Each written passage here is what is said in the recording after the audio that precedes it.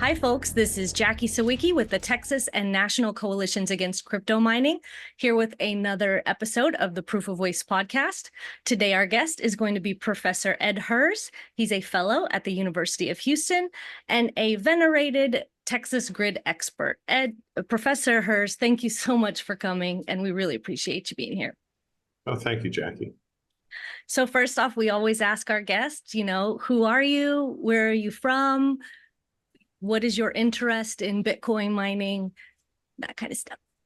So I've been teaching economics for more than 40 years, undergraduates at Yale, at Rice, and at the University of Houston for many years. I've worked in energy. I have a real job. I work in industry. And over the years, I've taught all aspects of economics, including currencies and monetary theory. But in particular, over the last dozen plus years, I've been doing energy economics, energy markets. Started in the 70s when we had the oil crisis, and all of my professors had been advisors to one administration or another. And I developed a professional interest. I worked with big oil. I worked with the Department of Energy. And over the years in Houston, I've helped finance a number of companies. I've helped start an independent power producer, helped fund the development and analysis for numerous oil companies and renewable fuels companies as well. And so as over the years, I've written a lot about the different aspects of energy markets, in particular as relevant here.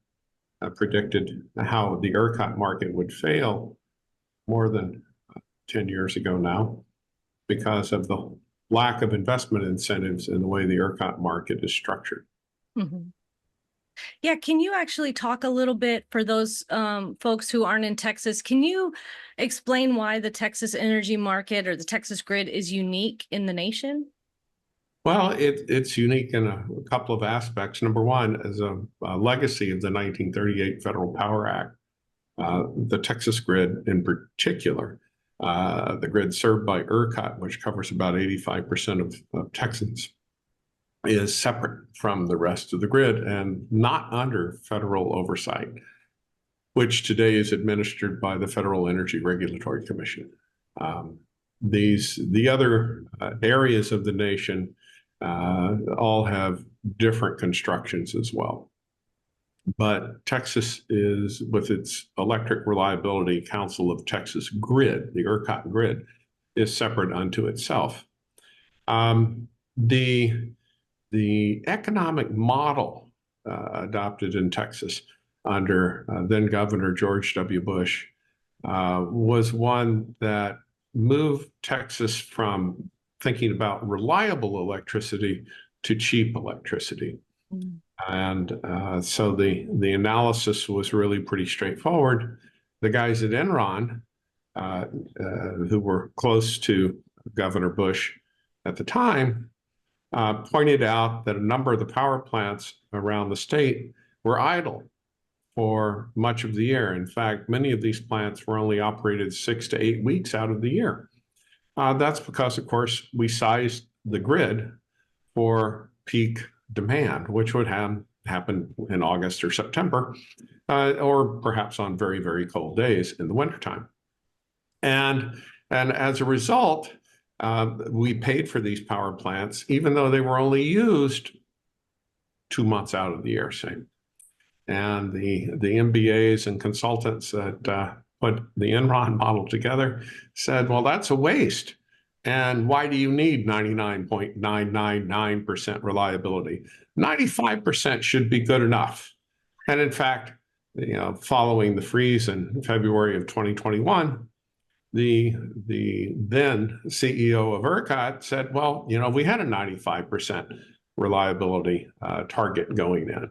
Of course, that 5% is what came around to kill hundreds of Texans and cost the state hundreds of billions of dollars. In any event, so Texas adopted an electricity-only market, whereby those power plants that were operating would get paid. Those that weren't operating would not get paid. And this was the heart of the problem. The metaphor might be, say, if the Houston Astros were paid only on the basis of those players taking the field tonight and the others on the bench not getting paid. Eventually the guys on the bench, they might not be ready to come into the game if required. They may be, well, thinking back to Babe Ruth, might be full of hot dogs and beer. It never hurt the Babe, by the way, but it could be a problem for the Astros. And throughout the course of the season, those at the bottom of the roster wouldn't get in at all. They might go hungry. And so that's how Texas began operating the grid. And, this ran into problems. In 2011, there was a freeze that caused fatalities and cost the state a huge amount of money. And given an opportunity to fix the grid at that point, then Governor Rick Perry and the legislature failed to act. And they continued forward with this linear programming model to dispatch electricity. ERCOT, the grid operator, has two functions. The first is to direct electricity around the wires, much like an air traffic controller directs aircraft. But also it's the market maker. In the wholesale market, ERCOT is the one purchaser, and it's also the one seller. So it has a monopsony on the purchasing side. It's a monopolist on the selling side.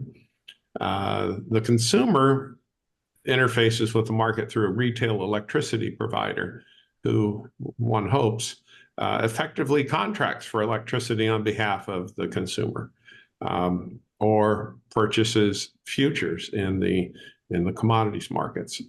We've learned that doesn't always work by the bankruptcies that have occurred year in, year out throughout the retail electricity provider space. And also, of course, by the billions of dollars in payouts and bailouts that the Texas consumer has shouldered post Winter Storm 2021. Anyway, as we look at this and kind of step back and think about it in full perspective, managing a massive capital-intensive infrastructure with the use of a linear programming model really recalls the efforts of the Soviet Union and its top-down managed market of the 60s and 70s. That's exactly how the Soviet Union economy was managed. And while linear programming can be useful for matching loads and destinations, for example, UPS will utilize this optimization program to dispatch its trucks and shorten the routes, making sure that they're used most efficiently. Right. Southwest Airlines uses the same sort of dispatching program to match its aircraft and crews and passengers and destinations. Of course, we know it blows up dramatically if the weather is bad at one of these nodes. For example, Southwest was fined over $1 billion for the debacle that fell out of bad weather in Chicago and San Diego on the same day a couple of winters ago. Yep. So as we look at this and anecdotally review what happened at the Soviet Union, it's an anti-capitalist model because with only those units going in that are operating, those that are on the bench don't get paid. It's a marginal pricing type of arrangement where the generators, if they can cover their operating costs, which would be fuel, will turn on for the day. But that doesn't give Wall Street a rate of return. And very much the same incentives applied in the old Soviet Union. And so there was no incentive for new investment in the old Soviet Union. This is what eventually led to the collapse of the Soviet economy. Leonid Kantorovich, who was the co-winner of the Nobel Prize in Economics in 1975 for linear programming, protested that he was a physicist, that he wasn't responsible at all for the Soviet centrally planned economy using his model. Right. the reason, of course, was they'd had a massive crop failure and darn near a famine that year. Right. Co-winner that year was Charlie Koopmans, who was one of my professors who related this story. And so we see this with the input-output model, if you will, that ERCOT uses to dispatch electricity. It's remarkably useless in terms of looking ahead for investment and putting a price on capital that can be factored into the model. It's basically a fuel-only model, with the exception that it will conjure a huge price top. Today it's $5,000 a megawatt hour or $5 a kilowatt hour. During Winter Storm Uri, it was $9 a kilowatt hour. Supposedly, as designed by a Harvard professor, this would lead to an investment incentive for people on Wall Street to put money in. But the guys at Harvard have never played poker. They don't understand game theory. Right. And so, for example, if we had the Jackie and Ed Power Company and we had 15 big units on the grid, like many companies do, would we want to build another 10 units just to make sure the price stays down? Or would we like to see demand continue to increase so that we get these capped out prices more frequently? Right. So, and even on a daily basis, if we notice that the grid was going to be really tight next week, a heat dome, for example, has happened many times last summer, would we want to put all 15 units on just to make sure that the wholesale price stayed at 5 cents a kilowatt hour? Or would we kind of keep 5 units offline to make sure the wholesale price jumped to $5 a kilowatt hour? And that's game theory. That's John Nash. Everybody would know the movie A Beautiful Mind. And his roommate at Princeton was my professor, Martin Shubik. Yeah. So we built in all the wrong incentives into the ERCOT market. Now, other markets across the nation are a little different. Some of them have capacity markets alongside. So, for example, if we go back to the baseball metaphor, those players on the bench would still be paid something. Right. They'd be paid to be ready to come into the game. In the southeastern United States, we have vertically integrated utilities still, where the generators, the transmission lines, and the local distribution companies and the retail side are all the same company. And so in a capitalist situation, we have, for investor-owned utilities, those companies are profit-driven, and they are optimizing their portfolio of generation assets. Right. Whereas in Texas or California, the portfolio is optimized by a government agency. In fact, in Texas, the Supreme Court has ruled that ERCOT is an arm of the state. Now, that's clearly language we haven't heard since the old Soviet Union. But in the southeastern United States, it's very much more of a free market approach, because these vertically integrated companies, certainly they're monopolies. Monopolies are not inherently bad. They will bargain with the state regulators to add capacity or not. If the regulators need more capacity built into the system, they'll ask the companies to submit bids, or the companies will propose bids. And if the pricing's not right, then nothing gets done. No one is forced to lose money in the southeastern United States and the electricity markets. But across Texas, and again, in MISO or the Southwest Power Pool, PJM or CAISO, some of the utilities actually have been forced to lose money. That's why there have been so many bankruptcies over the last 20 years that these so-called deregulated markets have generated. And keep in mind, it's not deregulated. It's just regulated differently. It's the same as if I were to remove the speed limit on I-10 today. I can tell you that, between 7:30 and 8:30 in downtown Houston, I-10 doesn't travel more than about 20 miles an hour. Right. If I've removed the speed limit sign, then I can stand up and take credit for having deregulated the interstate. Right. It's funny the kind of overlap, the nomenclature that you're using to describe the Texas market, like market makers. I hear the word arbitrage used a lot. These are real similar words to the cryptocurrency markets as well. Can you tell us how our unique energy infrastructure has attracted and allowed Bitcoin mining to proliferate to such an extent that Texas is now #1 in the entire world in Bitcoin mining? Well, first of all, the Chinese government banned Bitcoin mining because they saw that it didn't contribute to social welfare or to economic enterprise. Texas government, for some reason, has embraced crypto mining.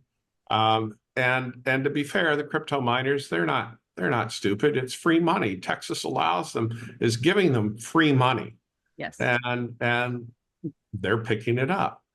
So as reported by Bloomberg last year, one of the crypto miners buys electricity at 2.5 cents per kilowatt hour wholesale. That's significantly less than the average wholesale price paid by every Texan. And so every Texan is in effect subsidizing the daily operations of the crypto miners. And then the crypto guys say, well, I tell you what, in times of tight demand, we'll shut down if you pay us to shut down. And so they can receive up to $5 per kilowatt hour. And we've seen this happen.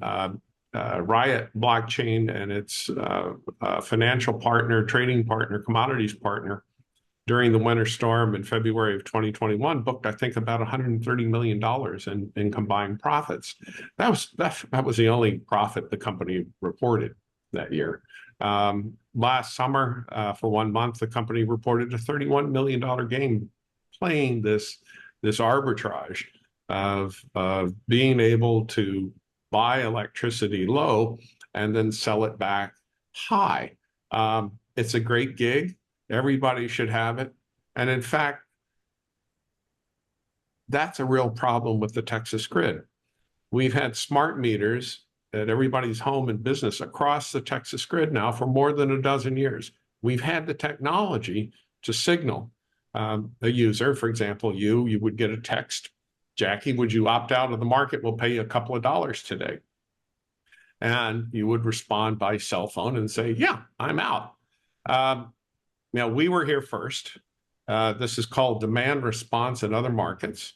Mm-hmm. In California, last summer, millions of Californians at one point or another would opt out of the market in the afternoon, propping up their grid, which is very dependent upon solar. And when it ramps down at sunset, they don't have enough legacy fossil fuel plants or nuclear plants to keep them going. So on the really hot days, the consumers pitch in, and they do this without getting paid. In Texas, we made a couple of calls for conservation last summer. Hundreds of thousands of Texans shut down their ACs for the afternoon. That kind of helped us get through. That's certainly going to be not the exception. It's going to be the rule going forward for this summer and probably for the next 4 summers at least.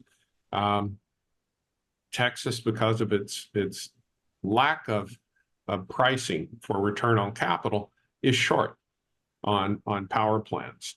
We've seen the data, for example, for 8 of the 10 years prior to 2021, the average total price that was paid out in ERCOT in the wholesale market was less than the average total cost of bringing online a new natural gas-fired power plant.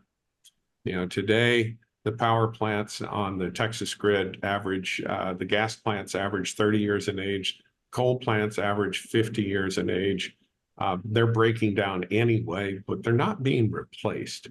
From 2010, when the Texas GDP, or gross domestic product, was 1.25 trillion, to 2021, when the gross domestic product was 1.99 trillion. The portfolio of dispatchable power plants, the ones you can turn on and off, the coal, the natural gas, and the nuclear fleet, did not grow. It actually shrank. Wow. Because they're retiring every year. There are older facilities that are going offline. Yes. You know, the coal plants have been written off to zero anyway. No one is going to build a new coal-fired power plant because natural gas has become so inexpensive. The advent of hydraulic fracturing and the development of natural gas, we calculated, saved American consumers more than $100 billion in 2011. And that number cumulatively now is well over $1.5 trillion. And to be fair, it's also helped reduce American emissions of greenhouse gases, because natural gas is almost half of the CO2 emissions of coal-fired power plants. So those plants are going away. They're retiring at a very rapid rate. The old natural gas plants have reached the point where if they break, the company that owns them is looking at the gaming aspects and saying, well, geez, if I replace that, then I just make sure the price stays low. But if I don't replace it, then I'm going to force this market into a squeeze a lot more frequently. And the rest of my plants will make a huge amount of money during that period of time.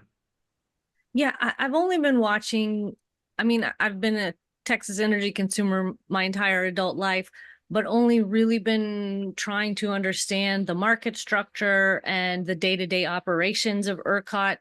And it feels like, I don't know if this is true, I'm pretty sure it is, that we are having more tight grid days. There is a huge demand. I mean, we know that there's a huge increase in demand just from that recent hearing with the Banking and Commerce Committee on the grid. It was 7 hours. It was exhaustive. There was so much information that I want to like pick your brain about. But, you know, talking mostly about Bitcoin mining, they have inundated the state. They have taken advantage of lucrative tax breaks, property tax breaks, ancillary services with ERCOT. Are they also, in your opinion, in your expert analysis, are they causing a significant increase in demand and destabilizing the grid and increasing prices? Is this like one aspect of why Texans are not seeing cheaper energy, even though we're, you know, incredibly energy rich?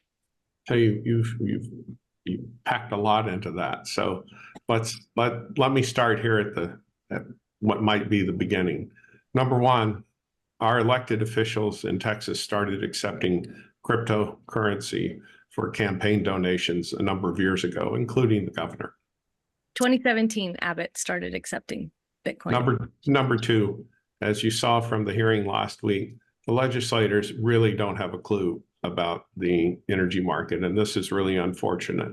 The legislators try to say, well, we've addressed it, we fixed the market following the bills in 2021. It's quite obvious that they didn't.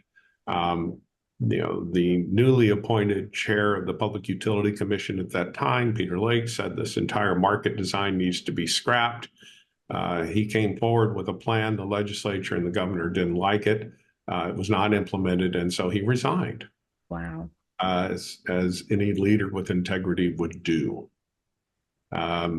The development of Bitcoin mining across the state, as if that leads to a real economic growth and contribution to society, is really a bad spin.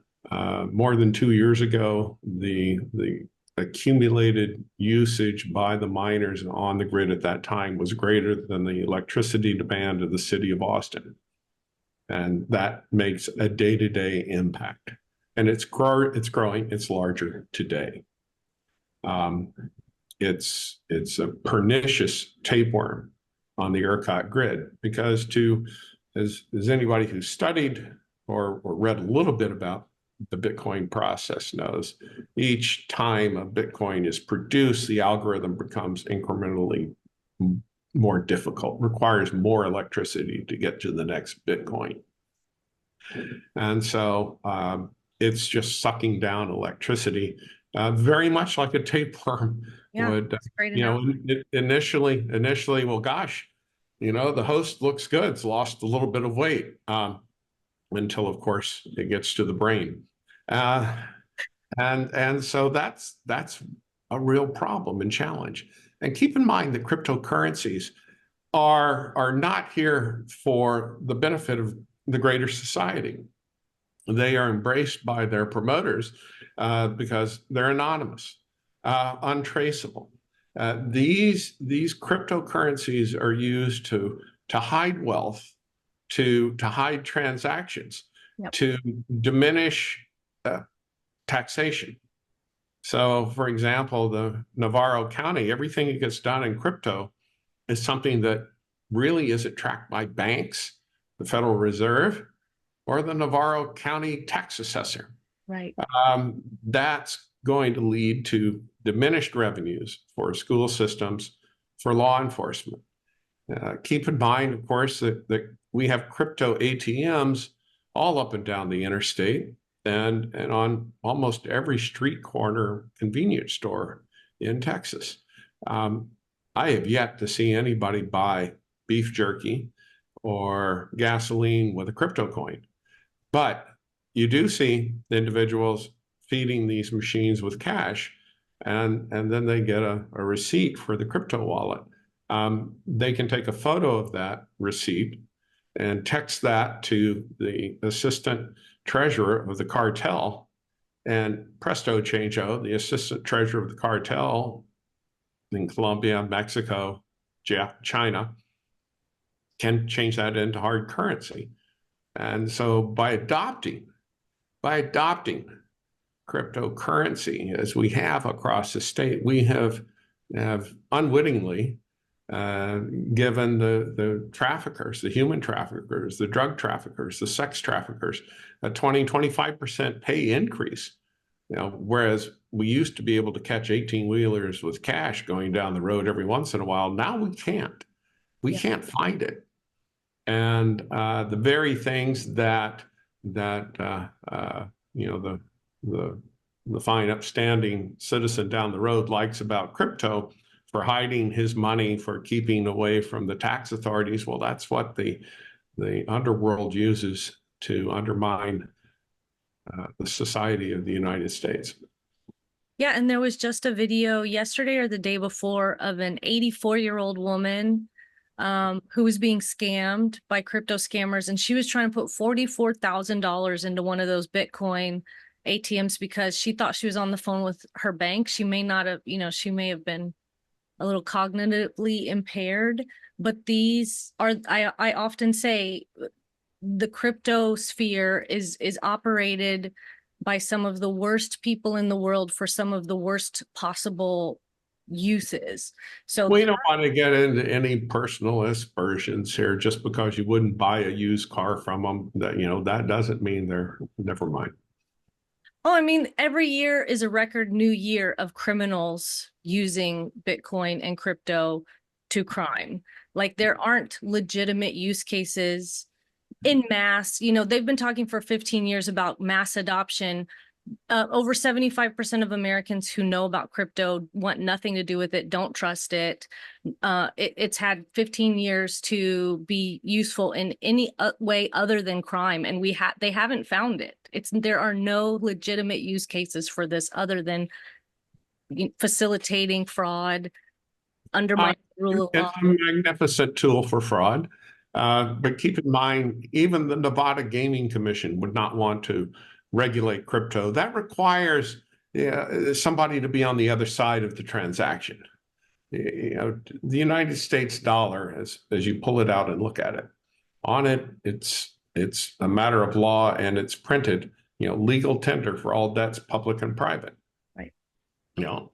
You can't make me take a Bitcoin to work for you. I can't make you accept Bitcoin. I mean, even Elon Musk has gone away from using cryptocurrencies, so with Tesla and his businesses. It's worse than a Madoff Ponzi scheme. Robert Macaulay, the great professor who's the co-author of the book Manias, Panics, and Crashes. I commend this to all the viewers. It's a great read. It goes back to the tulips, the South Sea bubble. It's got a list of all the frauds and scams. This is just the latest version of how can I get a gullible public to give me their hard-earned cash. Yeah, that book is recommended and cited in every anti-Bitcoin book I have in my library. They meant I've got to add that one to it. Was there a certain point, was there like a definitive point where you heard something about Bitcoin mining in Texas and you said, I need to look into this? Did you know from the beginning that it was just obviously a scam, and our less than diligent lawmakers bought into it. Here's an opportunity, people coming in with nice clothes and bright cars and campaign contributions, and they tend not to be deep thinkers about any of the particular issues that come before them. That's an unfortunate casualty of today's society. And you talked about Riot platforms. They used to be called Riot Blockchain. Now they're Riot platforms. They and the Texas Blockchain Council, which is the lobby for Bitcoin mining. Do you want to talk about how the U.S. Department of Energy wanted to gather information on Bitcoin miners across America, and Riot and the Texas Blockchain Council had other ideas? No, I really haven't followed that. I know that DOE asked for this, and these guys objected mightily. But I did note that the head of the Texas Blockchain Council seemed to have been blindsided by the hearings last week. He complained mightily that apparently the tide had turned. Maybe they haven't been making enough in the way of campaign contributions to their I had completely lost hope on Texas wrapping their heads around this industry and not blindly believing the industry talking points and giving them a blank check until Wednesday. It really was a turning point. I have a glimmer of hope now. And our group, Riot Platforms, is building currently the largest Bitcoin mine here in Navarro County. And they were essentially guaranteed by our economic development director, John Boswell, that they would get property tax abatements. But because of our group's efforts in mobilizing the local community and having everyone contact their county commissioners, we were able to stop them from getting those tax abatements. And now they're essentially threatening the public that if they don't get these abatements they were promised, they're not going to keep hiring, they're not going to expand. They're not going to keep throwing money around. They've already given $75,000 to local organizations. So this is another tactic that these guys do. They come into communities and they know that people are very wary of these operations. And so they just start giving fistfuls of cash and immediately join, the Chamber of Commerce and start sponsoring all their events. Jackie, I'm old enough to remember the original Chicken Ranch and the Broadway play. Best Little Whorehouse in Texas, and Miss Mona sponsored the Little League team. We all know that. Was an upstanding member of society until Marvin Zendler of Eyewitness News and Channel 13 in Houston did a magnificent expose. That could not have happened without the complicity of state legislators and even the governor. And it was an open secret. LaGrange even became the title of one of the great ZZ Top songs. I mean, for goodness sake, uh, Texans can Grew be up on kind that movie too. of It's totally Texans inappropriate. Texans can be kind of slow to pick up on some of these from time to time. And far be it from me to criticize how somebody throws money away. Um, if you want to pour money into Ethereum, blockchain, Dogecoin, Bitcoin, whatever, I don't care. But I don't want to subsidize your work, and anything that goes into undermining society in Texas, to making the job of the Texas Rangers more difficult on a day-by-day basis. I object to that. I'm a voter and I'm a taxpayer, and I don't think that's appropriate, not only in the Texas but across the United States as well. I mean, for goodness sake, what do the Chinese know about crypto that we don't? Yeah, I mean, that is often cited, and it's pretty interesting too. Riot provided a graph of their energy so one of the things that they said at the meet and greet, they just lied and lied and lied, but one of the things he said is, your bills have not really gone up, it's just a 20% inflation.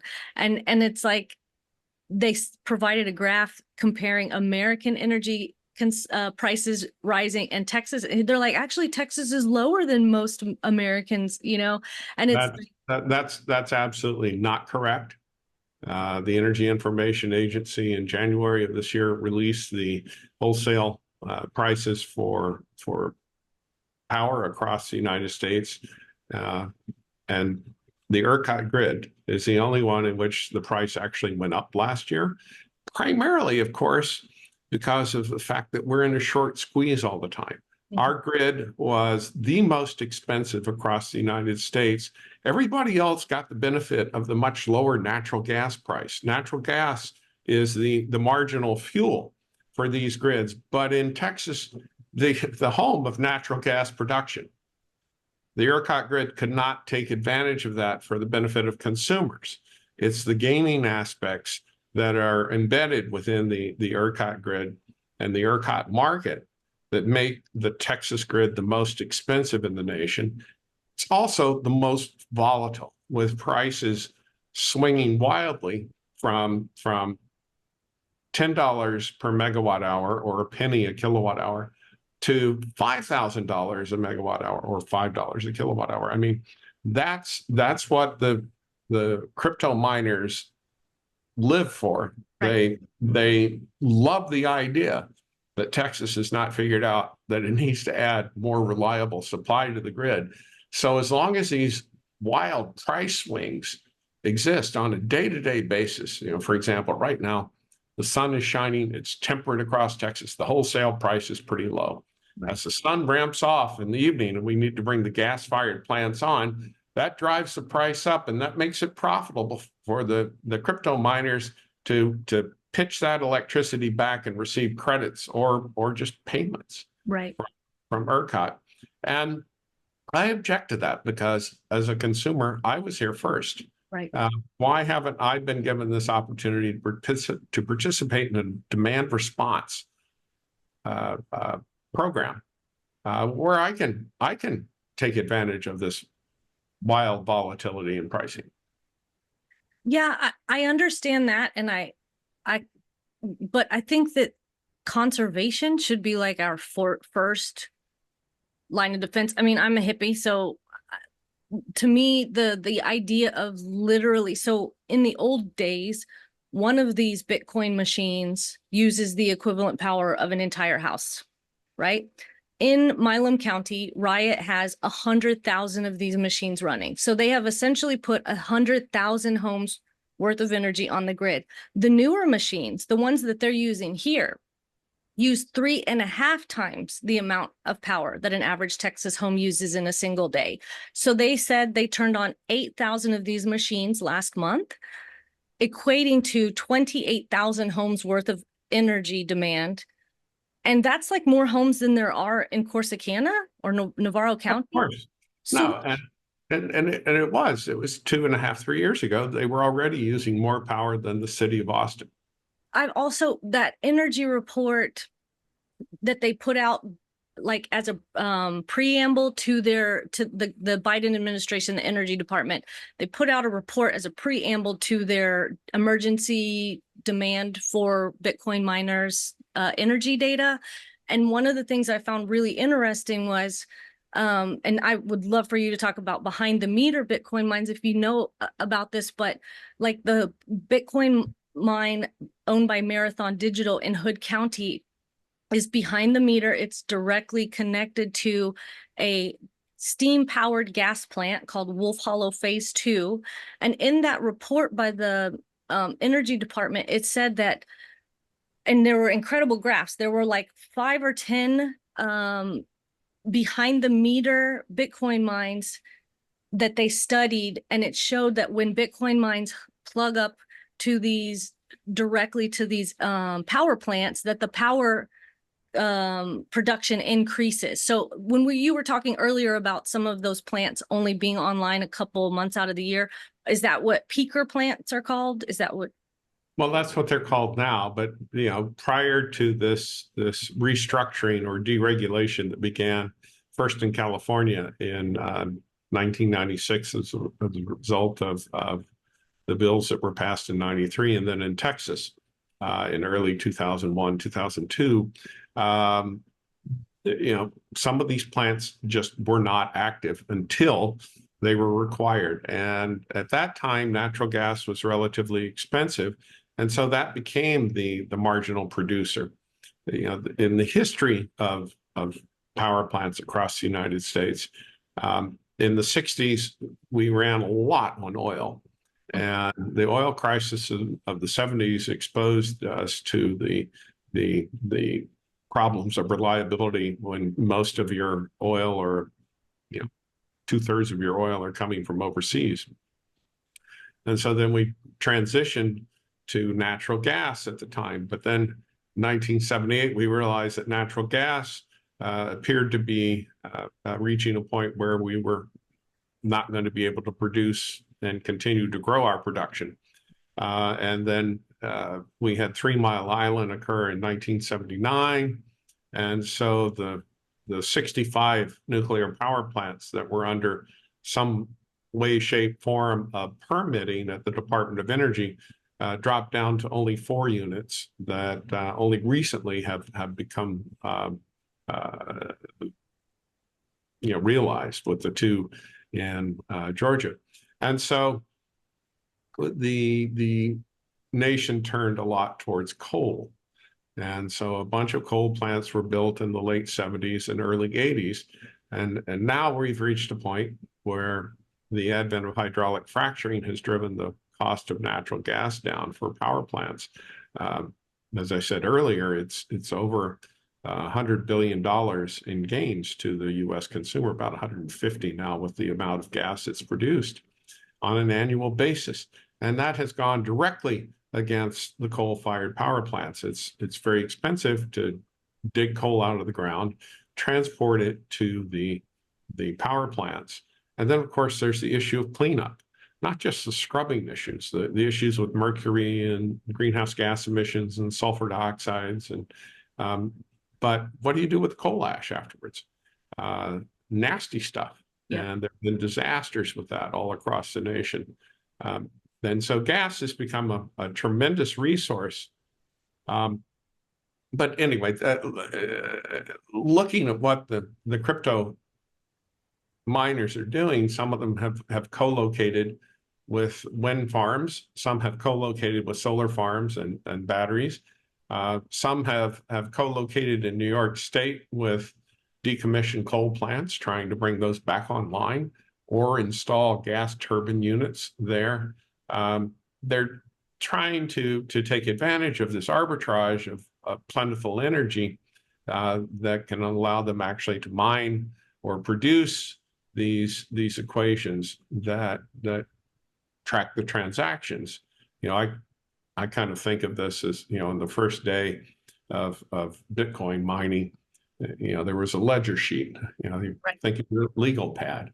And then after the first one was done, well, then it took 2 ledger pads to do this, and then 3 or 4 ledger pads, and then after the 4 ledger pads, 16 ledger pads, and eventually, we're now up to a bazillion ledger pads to create and track the different transactions in the internet world.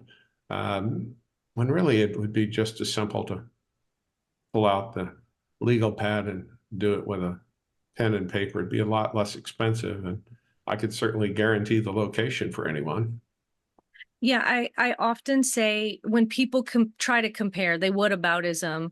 What about, Christmas lights or computers? There is no technology ever created in the history of humankind that was purposely meant to waste as much energy as humanly possible, to guess and throw away trillions of numbers per second in hopes of hitting, the Bitcoin lottery. There and it's like there's no real productive product at the end of this. Here in Navarro County, we have Russell Stover's candy factory, we have a mattress factory, an iron smelt, we have an aluminum smelt, we have a glass factory. This Bitcoin mine by Riot Platforms is going to use more water. They're going to be the #1 water user. They're going to use more energy. And you can go buy a box of Russell Stover's candies in almost any store. You can get glass from Guardian Glass. You can go buy a mattress, but almost no one in Texas uses Bitcoin. I mean, I've been asking the Texas Blockchain Council head, Lee Bratcher, how many Texans are actually gambling in the crypto Ponzi versus every single tax-paying Texan and energy-consuming Texan underwriting and subsidizing these guys. What I was trying to ask you about the report from the Energy Department and the behind-the-meter mines. So what that report showed was these not peaker plants, but they weren't operating at 100%. So a lot of what are they called? Traditional generation are not operating at 100% all of the time. Right. That's those that are hooked up to Bitcoin mines, they are increasing and they don't come down for, maintenance and that kind of stuff. So can you talk about like the possible risks of something like that? Well, if they're taking all the electricity from these facilities and keeping it inside the fence, that's certainly their business. They have to pay for the water, they have to pay for the natural gas or the coal or the oil, the wind or the solar or the batteries. To the extent that that's taking a power plant out of the ERCOT market that would ordinarily be here to service consumer demand, that has a negative impact on the reliability of the ERCOT system. We're seeing, because of the lack of reliability, we're seeing big industrial facilities build power plants inside their fences behind the meters. The petrochemical plants, the refineries along the Texas Ship Channel have decided that ERCOT as a sole source is not effective enough. One of the major oil companies lost a plastics plant for 15 months following the freeze in 2021. That cost them a lot more money than just building their own power plant would have. And so they've taken that to heart. Dow Chemical has announced the construction of 4 small modular reactors for their Seadrift, Texas plant. These are 80 megawatt units. These are similar in scale to the nuclear power plants that are used to power our submarine fleet and our aircraft carriers. Obviously a well-known technology, one that's been employed for 50 years. Right. Yeah. That Wolf Hollow in Hood County, the Bitcoin mine there is a 300 megawatt Bitcoin mine. It's using a full quarter of the power of produced by Wolf Hollow 2. A quarter of that is being just directly consumed by the Bitcoin mine, and it's not getting to the larger community. Well, they've talked about expanding, which would be over half of what that produced. And the primary concern, of course, is as they expand, and as we've seen the Bitcoin and cryptocurrency miners expand across the ERCOT grid, they're taking down more and more electricity day by day by day. And so this is driving up the price for everybody else. And that data are out there. I believe the Independent Market Monitor published that this past year. It's a parasitic disease for the ERCOT market. It is truly, as I said a couple of years ago, the tapeworm of the ERCOT market, and it's not going to stop until the host is incapacitated. Yes, I often say that these guys are driving up our bills, destabilizing the grid, wasting insane amounts of water. And in the case of Hood County, they're literally torturing people with noise pollution, and they're endangering 30 million people's lives. So maybe you can give your perspective on this, but last year on September 6th, the very day that Riot announced they had made $31.7 million from the Texas grid and Encore Energy, we came within 15 minutes of another Uri incident. The Bitcoin miners shut down, the grid stabilized, and they spun this as, look, we saved the grid. But I say that that day will live in forever as proof positive that they are destabilizing it. Would that be an accurate? Well, they solved their own problem they created. Kudos to them. Look, I've taken the gun away from my head. I'm not going to shoot myself in the head anymore. You should be grateful. Yeah. Well, my analogy is a murderer is strangling you, and then they stop strangling you and they say, look, I'm helping you breathe. Now pay me. Yes. Well. So during that hearing with the Banking and Commerce Committee about the grid, they had, I think a senator suggested that all Bitcoin. So this is another thing that I found interesting, because every time you watch this stuff, you learn more and more, because they're so opaque, they're so secretive, that when they actually say stuff out loud, you're like, oh my God. So number one, only a small percentage of Bitcoin miners are actually participating in ancillary services. So that should concern people. They say it is. So one of the things about Bitcoin mining is their biggest bill is their electricity bill. And there comes a point, if they don't have these sweetheart contracts like Riot does, that the cost of energy rises. Like you said, it's quite volatile. And then, so they have to make a financial decision. Do we keep mining, or do we shut down because we're not going to hit the lottery number enough. It's not going to pay our bills. So only a small percentage are actually participating in ancillary services, meaning only a small percentage are responsive to the actual grid's condition, not the pricing, if that makes sense. Right. Do you believe that all Bitcoin miners should participate in large reserve or response loads, like they suggested it during that hearing? I don't know that it would make any real difference whatsoever. I mean, if we're in a situation where now, instead of paying off 25% of them, we're paying off 75% or 100%. That's going to increase the cost for the average consumer on the ERCOT grid. The only way this gets better is to get the Bitcoin miners and the crypto miners off of the public grid. Totally. And I believe the Senator Menendez suggested, why should we foot the bill for transmission lines and building new power plants? Why don't they just create their own, energy source, like as these big industries on the Gulf are doing? The Texas energy consumers and taxpayers shouldn't be footing the bill for the energy infrastructure necessary to service these guys. Right. Well, that's exactly what I pointed out a couple of years ago, but the folks in Austin are slow to read and slow to react. I thought it was hilarious that Lieutenant Governor Dan Patrick made it he was just surprised and shocked by that hearing. I was like, where have y'all been for the last 2 years? We've been hollering at the top of our lungs.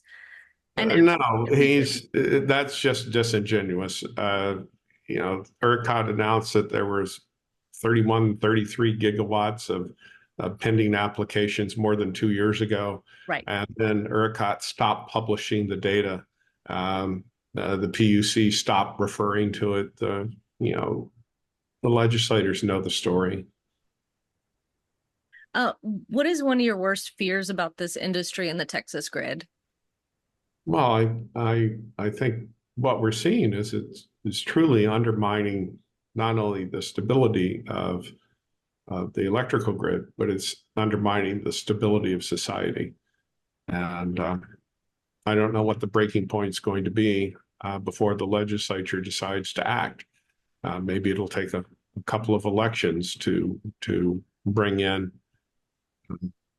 more perspective and common sense. Yeah, I've often said that this technology is incredibly like seditious. As you say, we use it to they use it to undermine regulations, taxes. They purchase things that with crypto that would otherwise flag up traditional finance as like suspicious or criminal. And so I'm constantly shocked and appalled that United States elected officials are getting behind this in any way, shape, or form when they sometimes their stated goal, Bitcoin maximalist stated goal, is to usurp the American dollar as the global financial reserve. They want the American banking system to fail. Like actually, like Chad Harris, who was the con man that sold this to our county, he like said that. I said, what happens when Bitcoin crashes and this huge facility is just there, and you cut all those trees down for what? And he said, what happens when the banking industry collapses? Like they envision themselves these little lords, these cyber lords over a fiefdom, which is again absurd. They're looking at the total collapse of society, and I don't know that the Federal Reserve and the U.S. banking system is any more prone to collapse than any other. I would think not. We've worked really hard to keep it going. But Bitcoins and crypto, what's he going to do when the power goes out? He can't access it. It's kind of hard to walk around with a little piece of paper saying, well, I've got 5 Bitcoins, trust me. That's not going to work. And so it's obvious that that was just an off-the-cuff, unthinking comment by him. I always say, during Winter Storm Uri, like Whataburger was one of the few restaurants that were still open, and they weren't taking Bitcoin, y'all. Like when it's such a like an elitist technology to begin with, when they say it's going to be like globally mass adopted, but you have to have money, number one, to buy the stuff. So And you have to have electricity. yeah, and you And have to have electricity. nothing happens. And Have you so have you talked to any of your like actual representatives in the House or the Senate about this technology? Have you gotten to talk to anybody? no. No. If there was one person you could talk to about Bitcoin mining, who would that be? No, it'd be the collected legislature and the elected officials. I mean, that's pretty straightforward. And, that's why I publish and write these columns and essays. Yes. And speak to you and to the established broadcast media. What do you wish everyone knew about Bitcoin mining? It's a scam. Thank you. It drives me nuts how folks just won't call it what it is. It is a huge boondoggle. Like I always say the Bitcoin mining, like all of Bitcoin and crypto is a scam, including and especially the mining. Like these businesses do not make profits. Like Riot doesn't make a profit, but their CEOs are constantly cashing out their stocks. They're making money. I guess we already talked about how the state has responded to lobbying efforts in the crypto industry. What do you think about the federal level? Do you see, they call it Biden's war on crypto, even though they're just like minimal transparency requests. Do you have any feedback on No, the federal? we're looking at trying to maintain the stability in society. And for years, we've known that cryptocurrencies are used to promote human trafficking fentanyl trafficking, drug trafficking of all kinds, sex trafficking, um, online kiddie porn, online ransomware. The city of Dallas, held ransom, schools held ransom, hospitals. Hospitals. Folks will wake up eventually when it impacts them, and they don't see an easy way out. They will begin to work to correct this problem with society. Yeah, I think it is coming home to roost, that when it like got really mainstream and they were doing Super Bowl commercials and then the like most epic crash that all the world to see, and now all of those influencers like Tom Brady are getting like class action lawsuits for suckering people into this massive scam. And it's really interesting. The Bitcoin miners just had an event that happens like every 4 years called the halving, and it's now taking them twice as much energy to mine or hit the Bitcoin lottery as it did before. So their profits, even like Riot was not a profitable business to begin with, and now their profits have been literally cut in half. And that's why they have to use these even more powerful machines. So instead of just using one house worth of energy for a machine, they're using 3.5 times just to get, back to the same level. It's literally the definition of unsustainable. Macaulay describes it best. It's not a zero-sum game. It's a negative sum game. Yeah. It's not backed by any asset. If I work for an hour and I get paid $12, $100, I've provided work. I can take that, and I can take that dollar and I can exchange it for a Whataburger and a Coke or a Dr. Pepper. I can go get ice cream. I can pay my rent. But it's difficult with something as volatile as a unit of account, if you will, that doesn't exist. We economists look at a currency. It's got 3 characteristics. Number one, it's a unit of account, something we can count up $1, $2, $3. It's a medium of exchange.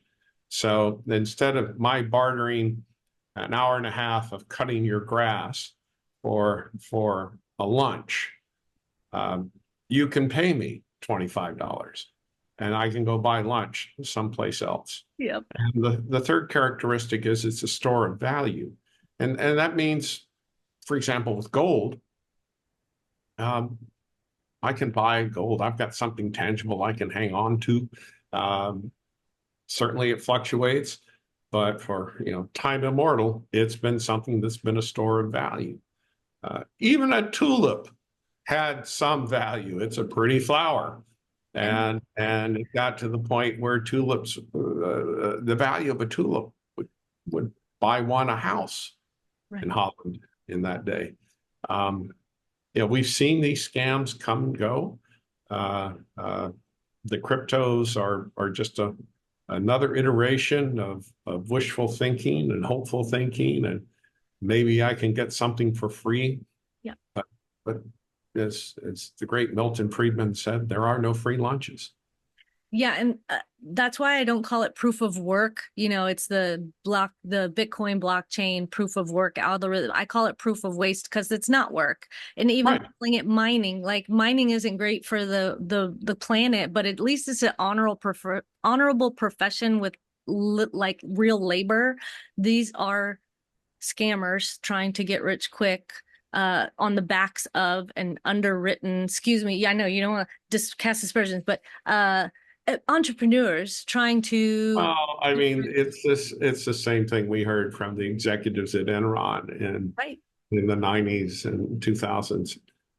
You don't get it, and as it turns out, a lot of them did get it with long sentences in the penitentiaries. We can only hope. Why do you keep speaking out about Bitcoin miners and the industry? You could have probably just gotten a paycheck and or get on the payroll and be one of their shills? What keeps you speaking the truth, honestly, just standing up? I'm not motivated in that fashion. There are a number of academics across the state who maintain robust consultancies Mhm. uh, that have been promoting positions and policy positions and bogus economic theories that are bad for the state going forward. I'm a resident of the state. I want to see the state thrive. I want to see the community thrive. And if I can contribute to that, I'm delighted to. What gives you hope about the Texas grid and the future? Well, at the moment, I'm not terribly hopeful about the Texas grid. I think we've got 5 years of ERCOT weather roulette ahead of us. Um, unless the legislature actually starts moving in a positive direction. After the terrible summer of 2020 out in California, the new CEO of the California Independent System Operator, who was installed right after Labor Day in 2020, executed orders buying 5,000 megawatts of new natural gas uh, power plant capacity. Went to the legislature and had natural gas declared to be a green fuel. Um, we haven't seen any kind of positive action in that regard from Texas. Two companies, Starwood Energy Capital and Berkshire Hathaway Energy, both made proposals to the state after the freeze in 2021 to build new natural gas-fired power plants to be operated in times of stress. All they asked for was an 8 or 9% return on capital. The state declined to do that. Certainly this would be to the disadvantage of those who enjoy the volatility, and that would be the Bitcoin miners. It would be the wind and solar guys who profit the same as anybody else when the price goes to $5 a kilowatt hour. Wow. And so it's a interesting conflict with different constituencies banding together against the Texas consumer. Thank you so much. I feel like I got a free class today. I hope all of our viewers appreciate your deep knowledge. Is there anything that you want to add or promote? Where can folks find you? Really nothing to promote, but edhers.com, and you can generally see what I've said lately with a Google search. Yeah, and we highly recommend you follow Professor Hers on Twitter, and anytime, like, set a Google alert. Anytime he writes something, you have to read it. It's so insightful and incisive, and I appreciate you not obscuring the facts of what these folks are doing on our grid and trying to like play both sides. There is an energy expert I will not name that like refuses to use crypto or Bitcoin or mining. He does not talk about it, and I think he's might possibly be scared of the troll. So I applaud your courage to be trolled by the bros, because we need more truth tellers on the in Texas. I am constantly shocked that we are #1 in Bitcoin mining in the entire world, and a lot of Texans still don't even know about it. The world's largest Bitcoin's being built here in my county, and half the folks I survey have no clue. So That's the beauty of the scam. The folks who are paying for it don't notice it until it's way too late. right. That's what happens when a tapeworm takes a hold. You really don't know you're sick until it's a little bit late for the cure. That's what we see. And yeah, I've been trolled for years by these guys. Big deal. Yeah. I thank you so much for being on. I can't wait to talk more. We're probably going to have a part 2, because I'm sure more and more developments are going to be happening. We haven't even gotten into the summer yet. It's already been 95. We've already had a tight day on the grid, so there's no telling. This summer, I'm really, really concerned about the summer. Yeah. Well, thank you so much, Professor Ed Hers, and thank you all so much for watching. This has been another episode of the Proof of Waste podcast, and thank you so much. Have a great one. Thank you, Jackie.